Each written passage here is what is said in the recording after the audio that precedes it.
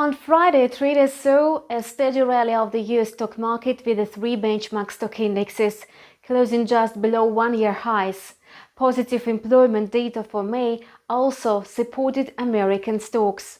Besides, the market benefited from the agreement of the G7 countries on a global minimum corporate tax rate of 15%.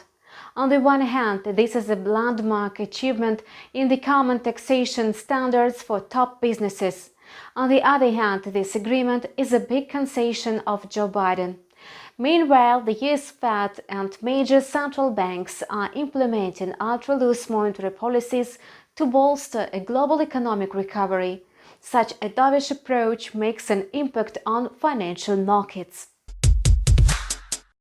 The S&P 500 and the Dow Jones closed last week with a 1% gain.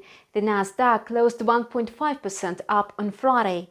The fact that the stock indexes closed just below one-year highs indicates their readiness for a climb in the coming days. The S&P 500 is trading at 4,230. It's expected to trade in the narrow range of 4,190 to 4,270 in the near time. The US dollar plunged across the boat on Friday. The currency market was hit by a wave of dollar selling. Will the US currency carry on with its decline this week? Meanwhile, the US dollar firmed slightly on Monday with its index trading at about 90.10. The index is likely to halt in the corridor of 89.50 to 90.50. This week, the currency market is alert to important news and economic data. The USD CAD is trading in a predictable manner. Oil prices are keeping the bullish momentum, with the prospects for a further increase. As a result, the Canadian dollar is holding the upper hand over its American rival. The loonie could extend strength. Today, the currency pair is trading at near 1.2080. It's expected to trade in the corridor of 1.1980 to 1.2150 in the short term. Speaking about the crypto market, all digital assets have come to a halt.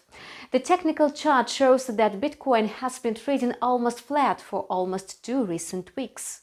Now the world's top cryptocurrency is trading at about $36,400 per token, hitting for the level of $37,000. All in all, the crypto market is trading quietly under low volatility. Some market participants view such market conditions as the end of the bearish trend. We reckon that the US stock market will make more attempts to conquer new historic peaks. Investors are anticipating fresh inflation data from the United States. Will the regulators' forecast about a slowdown in consumer inflation come true? Will the score from May prove that an inflation spike in April was a temporary happening? We will find out about it very soon. And that's all for now. We keep monitoring the financial market situation. Subscribe to our channel and see you tomorrow.